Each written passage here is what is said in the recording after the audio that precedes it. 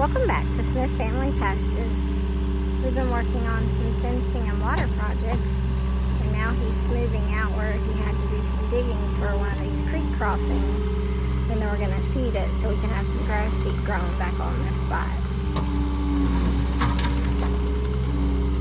Trying to do some more permanent fencing where some temporary fencing has been. And we're going to get some more mirror fount water boxes, so that'll be nice for the winter time especially.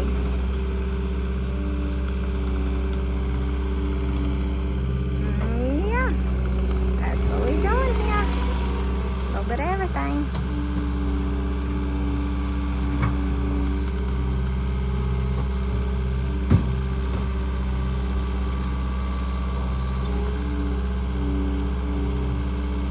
We're excited about this creek crossing because it comes in from the other side of our land, and Daniel wants to make a road up through with these pine trees, which would be pretty sweet. I guess I gotta go seed now.